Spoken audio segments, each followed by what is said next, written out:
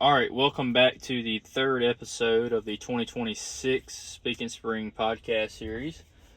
We're going to talk a little bit about some of the harvest report data that South Carolina DNR recently provided us. That's kind of the main point of today's podcast. Today will be kind of the last conservation population decline talking podcast, and then we'll kind of go into our regular normal talking about turkey hunting and stories and whatever it may be. But today this is kind of something I want to talk about and look over very quickly, so it shouldn't be a terribly long podcast. Checking my notes here, so sorry for the crinkling noise. But we do have a few things we need to kind of jump into before we get going. So first and foremost, we are around, at the release date of this, probably around 2 months from heading to South Florida, which will obviously kick off our turkey season. It is a gorgeous day here. As I'm filming this, I'm actually filming it outside, so I hope there's no background noise or echoing or anything. But nonetheless, beautiful weather. Yesterday it was in the high 60s, and today it's in the low 70s. So I'm definitely feeling it. Super excited for what's to come. Maybe we're gonna have an early spring, which I would not be against at all.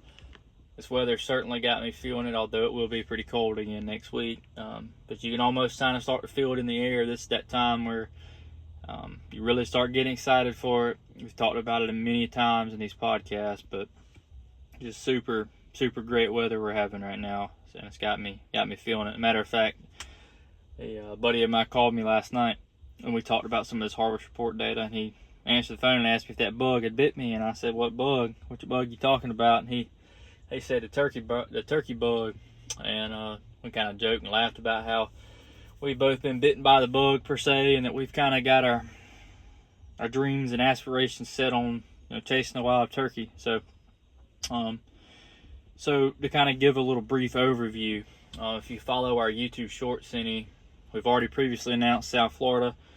And in the past week and a half or 2 weeks, we have announced Oklahoma. So we are going to Oklahoma for, I believe, 5 or 6 days to chase Rios in the western part of the state. So we're super excited about that. This will be my first time chasing a Rio. And then we've also announced Georgia, which I hunted Georgia last year, but we're going back to Georgia this year.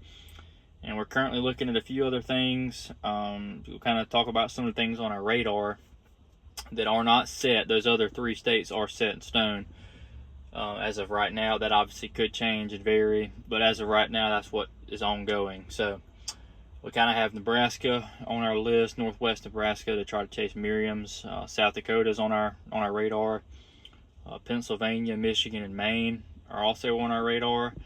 And one of the more feasible ones is North Carolina. I'm looking at maybe a little solo trip to North Carolina during our South Carolina season, heading up there and for a few days and camping, trying to kill a North Carolina bird. So I just want to say I'm super blessed, super fortunate to be living out my dream at 20 years old. This will be my first really season where I'm traveling a lot and trying to fill tags in different states. I'm just so grateful and so blessed to the good Lord above for providing me with the opportunity to do these things. I mean, I don't know very many people that get to live their dream at 20 years old, so I'm super grateful to the man above, and cannot wait to get the season rolling. So excited about getting that opportunity to do these things, even if we don't kill, just to have the chance to hunt in different states is something that I, as well as Will, are super grateful for and looking forward to tremendously. So flip back here. So let's talk about some of these, the new harvest report data. Now this is given every year, I want to say since 2021 when harvest report was implemented by South Carolina DNR. We're going to kind of jump into that a little more later, but and I've kind of kept up with these statistics pretty regularly since then. I've made a school project my senior year, which would have been fall of 2023, so the previous year would have been 22. So it would have been, I would have graduated that spring of 24. So these would have been statistics in 22 and 23. I made a report for my agriculture class, a biology type report, talking about decline of the wild turkey. And so I've always kept up with these statistics. It's always been something that has intrigued me, and I follow along with it very closely, because it's really the only source we have to understand these things. That is produced by the state agencies in which we are accustomed to. There aren't very many other ways to tell population except for these data points and statistical things. So these are certainly ways in which I've always kept up with decline. I used to want to go to school for it, to major in wildlife management and minor in forestry, which is something I ended up not doing.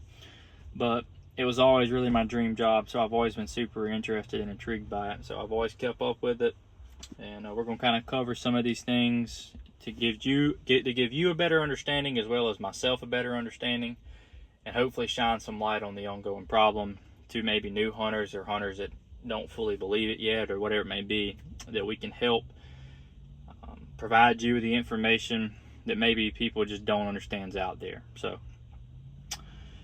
the 2024 was the first season in which the limit was reduced from 3 to 2. The season is now a month long, April 3rd to May 3rd, and you can no longer kill jakes. So as far as the season limit being reduced from 3 to 2, I've kind of been outspoken that I wish it was 1 for the time being. Now in 5 years that could change and go back to 2 or 3, but in this particular moment in time, I would much rather it be reduced from 2 to 1. I'm happy with killing 1 bird a year. I know many people I hunt with are completely okay with that, and I really do wish that would be the case, but for the time being, we got to change, and that's what matters. So this will now, 2025, will be the second season with these new implemented rules. The month-long season, April 3rd to May 3rd, was put in place to allow pink to get past the incubation period, and to get to that pink incubation period, which is when removal of males should occur. I know a lot of people saying that, I don't understand how that affects turkey hunting, and how this, how does turkey hunters going in and shooting turkeys, how does that affect it? Well, simply being that in the previous however long turkey hunting has existed, we were killing males before incubation began, which meant the hens weren't being bred. And you can do your own research on that. That's something we've touched on several times, but it's not a very hard data point to understand that you should be removing males once hens are on the nest, because that gives them a successful chance to breed. The hens lay on their nest, incubate, and then that gives them the best chance for brood success and poult success and nest success, and so on and so forth. So in 2005, harvest check ended. They no longer required harvest check in the state of South Carolina, and then, as I already touched on, in 2021 it was re-implemented. This is just to give a base understanding of what turkey numbers look like, how many turkeys are being killed each year. And to this day, I know people that still refuse to do it. I don't know why. It takes, I would say, you need anywhere from 5 to 10 seconds to mark the county it was killed, what time it was, and put the tag number in. It takes no time at all, people. So if you don't do that, I advise you to do it. It helps more than it hurts. I mean, it hurts nothing, and we're only gaining anything from it by reporting this data to South Carolina DNR, who I've also been outspoken about, and I'm not going to sit here and say that I fully trust South Carolina Department of Natural Resources and what's going on, but I will say that it's important to report your harvest. There was 30,000 random tag holders surveyed in the state of South Carolina, all above the age of 16. 28,604, if I'm reading that right, email addresses were reached, and about 7,531 surveys were reached, were given a response, or gave a response. So that's about 26% of hunters that complied with the survey, which to me is not good. We need more compliance among hunters, if I'm being completely honest. I did not receive the survey as far as I'm aware. if I would have received the survey, I would have completed it. You know, it's a very important thing. Hunters need to be more compliant. Right now, we're in a poor state of the wild turkey to where they have declined so much and are ongoingly declining that we as hunters have got to do our job, our part. Sending in a little survey on an email is not hard. It's people that are just too stubborn to do it and too lazy to do it. And I would rather fill out this harvest report than to look back 15 years from now and say, man, I wish I wouldn't have been lazy and tried to do my part. So please, if you do receive this survey next year, just fill it out and send it to them. Again, it does more good than it does bad. Quit being greedy, quit being selfish, do your part as hunters. And again, that includes myself. It's not good that only 26% of these responses were filled and given back. That's not good. You know, compliance is a big thing that hunters need to just suck up and deal with and do. So hey, let's look at this data. In 2025, there was 10,419 gobblers harvested. So in 2024, there was 12,428, which is a 16% decrease. Now, you can look at this two ways. You can say, well, the season was shortened, season limit was reduced, and jakes are no longer allowed to be killed. So there's two ways to look at this. You can say either there's a 16% decrease because there's less turkeys, or there's a 16% decrease because of rule changes. Now, if there is a roughly 2,000% decrease in turkey harvest due to these rule changes, I look at that and I say, great, 2,000 less birds were killed this year. That's what we need in this particular moment in time. If it's simply because there's a lack of turkeys, that they're decreasing in population, that's not good. Not good at all. So you can kind of look at that two ways and kind of decipher what you can by your own research. But I'm personally glad there was less killed. I hope that's a direct indication of rule change, and we will kind of see as ongoing statistics and data points come out in the future. This kind of adds up to being 0.5 gobblers per acre. Or I wrote this down wrong. I'm gonna put the stuff on the screen so you can look at it and read it yourself. I want to say I wrote that wrong because I want to say per 1,000 acre or 2,000 acres. I'm not sure, but when I read this point, it's not good. It's a whole. There should be more turkeys per whatever acre it says.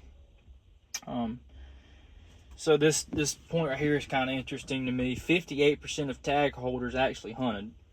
41,805 hunters in 2025, which is a decrease from 2024 of around 11%, which to me, and I say this, it's going to sound selfish, but I'm glad that less people hunted this year than in previous years, because that gives the bird a little bit more chance to flourish and thrive.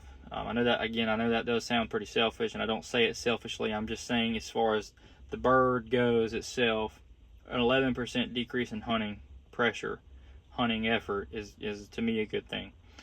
In 2024, there was 47,007 hunters compared to, again, in 2025 where there was 41,805.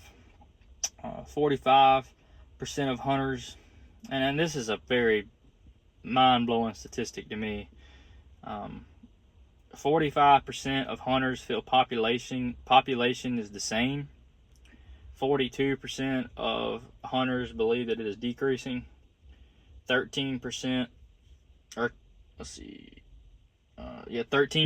of hunters believe that the population is increasing. That's mind-blowing to me. Like, I know that there's pockets of turkeys here and there. And I know that because I have places that I can hunt, or that Will and I can hunt, or that buddies of mine can hunt, that we'll go and there'll be 5 or 6 gobblers every year. But then you'll go to a place that you hunted 2 years ago and there's no birds on it, whereas 2 years ago there was 5 or 6 birds. Like, there are pockets of turkeys here and there, but that varies every year. You know, if you cut a place, those birds aren't going to stay there. They're going to leave and find somewhere else to live. So you have pockets of birds where they're kind of concentrated, and then you have areas where they're just flat out aren't any. There's certain people that see these, nice big flocks of turkeys and think that the population statewide is thriving, and that's just not the case. So I'm very intrigued by these 13% of hunters that think it's increasing and the 45% that feel it's the same. I can kind of reason with the 45%ers. I can't reason with the 13%ers. I don't know a world in which I see increase in turkey numbers. I don't know of any property that we hunt that has an increasing number. And some of these properties are nicely managed and burned and kept clean, and a lot of food planted, and just really nice upkept properties. And some of these places just flat out are declining. So I do not understand the 13%ers whatsoever. 12% of all harvests were on opening day. And that's kind of a point I wrote down here to talk about hunting pressure. That shows you that when a bird isn't being pressured that first day, everybody's going to be in the woods, and no birds have been hunted up to that point for the most part, other than on youth weekend.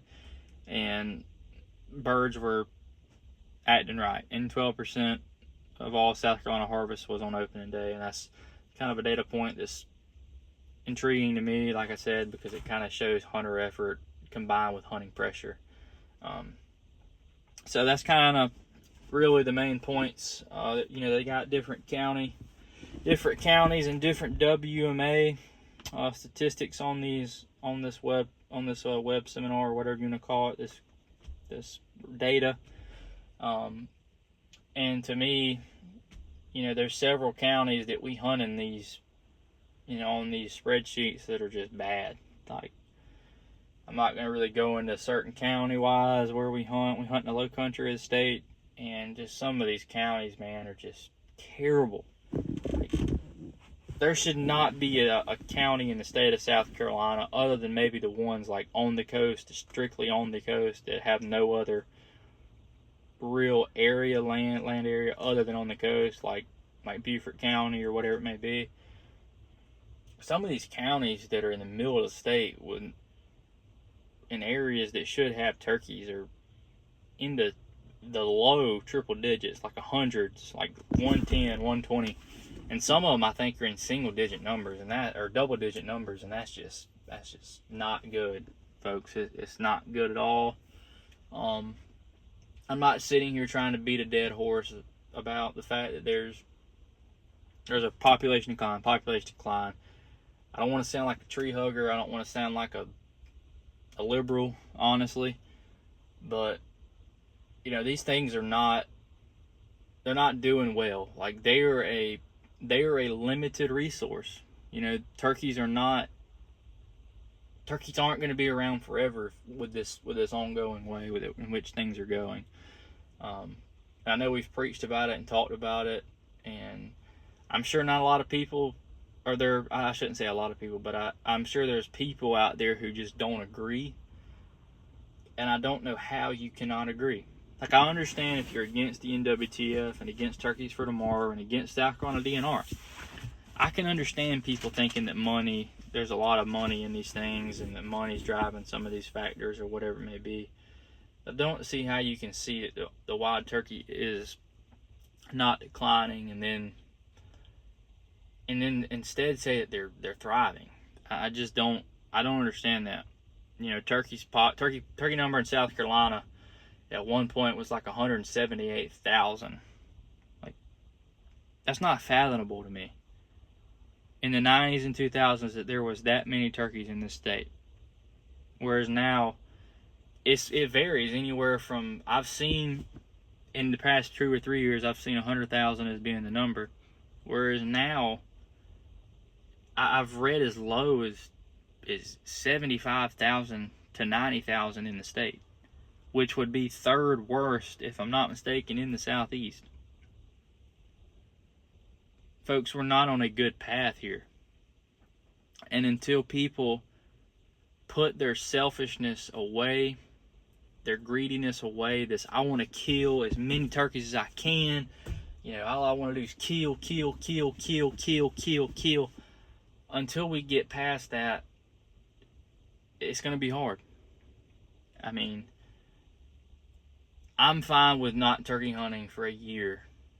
As hard as that would be, if it meant that my children get to hunt the wild turkey and get to experience the wild turkey, or even me get to experience the wild turkey at its full potential. Are we at a rate right now where turkey hunting will have to stop? No. I don't see that right now that we're at that point. But I do see that we're at a point where things have to change, and when these rules are implemented, we have to follow them. I know it talks about it in the book of Spring Legion, that Hunter Farrier, however you pronounce it, wrote Ballad of a Turkey Hunter, where he had people that he knew that were killing 3 to 5 birds a year, and he said in that book, they're the furthest thing from a turkey hunter that I can acknowledge. I know of people. I used to be friends with people. I used to know people.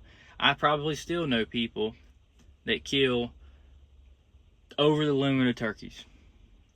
And while yes, there are contributing factors of depredation and bad nesting rates and non-suitable habitat and degradation and forestry and all these contributing factors, people that do not follow regulations that are put in place based on biological discovery are the problem. They're the problem. All those other things are just as much as a problem. But these people can control these things about themselves. You can control how many birds you kill. You can control if you follow the law or not. I understand some of these laws with some of these things just make zero sense. I understand that, and I feel the same way too. But when it comes to these turkey hunting laws, I won't break them. I refuse to break them. And if we had 80% of turkey hunters like that, the wild turkey would not be declining. And if the wild turkey would be declining, it wouldn't be as rapid. There's such a limited resource now that people just want to kill them. And it's become such a rare commodity to hunt turkeys and kill turkeys that people are going insane when they do find them. And they'll go find a place with 10 or 12 turkeys on it, and they'll wipe them slap out in 1 year. I've heard of it. I've known it. I know it happens. And it's hard. Like, I'm not sitting here saying that temptation and that want isn't bad, because I'll be the first one to tell you. You find a property with a bunch of turkeys on it, you want to go kill a couple. And those couple, sometimes you want to go back and kill another one, and another one, and another one, and another one, because they're there. They act right. They gobble. They strut. They drum. They spit. They do all the things you love to turkey hunt, that you love to go and experience when you're turkey hunting. But you have to be smart, and you have to be understanding that you can't do that right now. If you find a place with a bunch of turkeys on it, go kill 2 and let it be. Will and I have certain standards and barriers on certain properties that we have, that we're fortunate enough that has a decent amount of birds. We will not kill more than 2 on most of these properties. We won't do it. Some of these places is 1. Some of these places is none. If there's a place that we hunt that's got a really bad number of turkeys on it and it just ain't going good, we won't hunt it. Period. We'll go hunt some public land or something and find some more turkeys. We're dedicated to it, and I'm not saying that braggingly or brashly, but we're dedicated to managing and conserving the wild turkey. That's all we have left. I mean, when the wild turkey's gone, the wild turkey's gone. Ain't no getting it back. So I would rather hunt now and kill 1 less bird a year than to never hunt again. I love turkey hunting more than anything in this world. It's my greatest passion on this earth. There's nothing more that I love to do than hunting the wild turkey in the springtime. And I want to continue that. So I ask that people please do your research. Please help any way you can with decline. Whether it's trapping, planting, thinning woods, restoring hardwoods, burning, keeping your properties managed. I ask you to do whatever you can to help this ongoing decline. Hunters are going to be the reason that the wild turkey thrives. Hunters are the reason that wild turkeys are here to begin with now, thanks to restoration in the 60s, 50s, 60s, 70s, and onwards. I just ask that we, as hunters, work together to ensure the wild turkey gets back to where it should be. If you respect the bird and love the bird, you'll do it. A turkey to me isn't just an animal to hunt. A turkey to me is a prized gift from the Lord above that is so unique and so different in so many ways. Everything about a turkey that a turkey does, I do not understand, but I love them to death. And I just hope that we can all get on the same page as hunters. And hopefully in 2 years we'll get more data and more statistics that say, hey, turkeys are increasing a little bit. Our turkeys have kind of leveled out. They're at a very stable population right now. I want nothing more than that. I would love to go back to being able to kill a few more a year myself. I wouldn't mind that. But I can't make myself or bring myself to do that in this moment in time. I just can't do it. You know, I've been a person who's done things I shouldn't have done as a younger fella, and done this or done that. But 5-6 years ago, I quit doing all that stuff, and when I really understood that they were declining, and now that I know they're declining, I try to do my best part to help them thrive. And I know that's hard to do, but anyways, I kind of got off topic there, but that's kind of talking about some of the data and statistics that's been released. I gave you several data points, and again, I'll put all this stuff on the screen as I'm talking about it so you can read along and understand it. But we're inching closer. We're inching closer. I think I'm filming this January the 9th, so we have I think this will probably be released within the week, I would assume. So it's eating my mind alive. I'm ready to go hunt them, ready to be around them and witness them, and ready to be in the spring. The spring's my favorite time of year, and I love the dogwoods blooming and the flowers coming up and the sour grass in the fields and the college baseball on TV and the smoke from people burning the woods. I just the warm weather. I love the springtime, and it gives me such a wonderful feeling that I'm just so excited for. I get excited every season. Every January, February, March leading up to spring, I get excited every year. But this season, I'm just more excited. I don't know why. Maybe it's got to do with the fact that I'm going to travel and hunt this year and experience new things. I really don't know what it is. But I feel it. I feel it in the air. I can smell it in the air. I know what's waiting on me in 2 months. I know what's there. We just got to get to that point. So all we can do about it now is to do some habitat work and talk about it. That's the whole point of the Speakin Spring podcast. I know these first few episodes ain't really been much talking about turkey hunting. It's been talking about population decline. But it is an important thing to talk about. But after this episode, Will and I will be getting with each other with special guests. We're trying to get a couple people on here to talk about it, talk about some stories, and get together and just shoot the bull a little bit about it. There's nothing better than talking about turkey hunting. Sharing stories and just talking about things, sharing tricks and tactics, and hearing old fellas talk about it. You can't beat it. I mean, you literally can't beat it. It's the best feeling in the world to find a turkey hunter that's passionate as you are and to talk with them about it and to hear their stories. So hopefully y'all learned something from this. Hopefully y'all enjoyed this podcast. I know it's a little shorter one, but it's the last decline podcast, and we'll really jump into these turkey hunting stories with special guests and talking about turkey hunting and our passion in which we all share. But with that being said, I hope you enjoyed the third episode of the 2026 Speakin Spring podcast series. We will catch y'all on the next one. We appreciate if you'd leave a like and subscribe if you enjoyed this content. And we will catch y'all on episode 4.